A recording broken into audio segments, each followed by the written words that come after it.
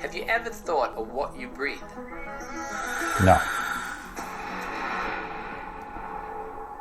You inhale 20,000 breaths every day. That is 10,000 liters of air. It fills up your lungs, enters the blood, and powers every cell in our bodies. We can't live more than a few minutes without breathing, as opposed to eating or drinking. And yet, most don't think twice about what we actually breathe.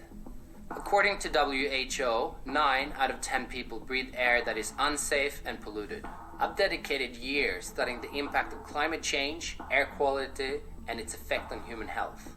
And it's clear to me now, more than ever, that the quality of the air you breathe significantly impacts your well-being. And it really should be your new diet.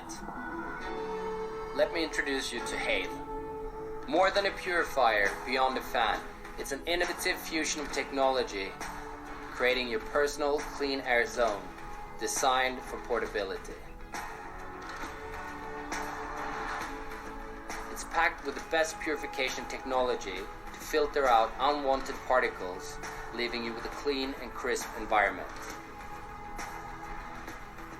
With a 7-level airflow system, sustainable design, and smart sensors, it's powerful, energy efficient, and cost effective.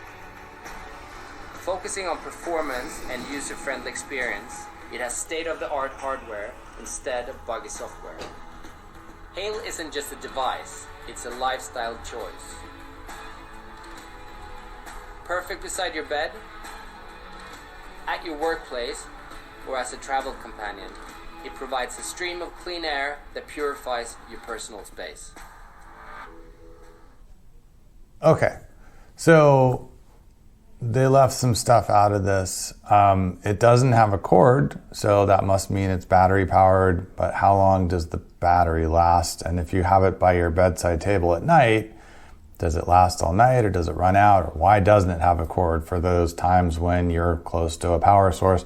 The other thing they didn't talk about is how long does the filter last? Does it last forever, or do you have to change filters? How often? If you use it a lot, are you buying a new filter, every week or every month? Is that really sort of where their revenue stream is? The hardware is sort of a loss leader, and the filters is where they make their money, and that's the thing. But more than this, I can see it maybe being appealing to some people who are concerned about this kind of thing. For the vast majority of people, it seems like more of a pain in the butt than anything to drag around with your own air source. And yes, breathing is important. If you breathe 20,000 times a day, how would you have time to think about anything else if you thought about every time you breathe, right? I'm glad it's an automatic function. I don't have to think about breathing. My body just takes care of it for me. So no, I don't think about breathing. I have been in places where the air quality has been poor. New Delhi, India comes to mind. It was like descending into a fog bank, except it was brown fog. It was definitely concerning thinking about what was going into my lungs living there. But since I'm fortunate enough not to live in an environment like that, I think this isn't something that's, of concern. I think there are certainly some people, depending where they live, this might be a good product. I'd still have a lot of questions about it. Like I just mentioned, the filters, the power, how long it lasts, how well it works, all that kind of stuff. They made a cool video about it, but I'm definitely not convinced this is going to be a big hit, or I'm going to see people carrying around their own personal air filters all over the place in the near future. So not as excited about this one as some of the other ones we've looked at.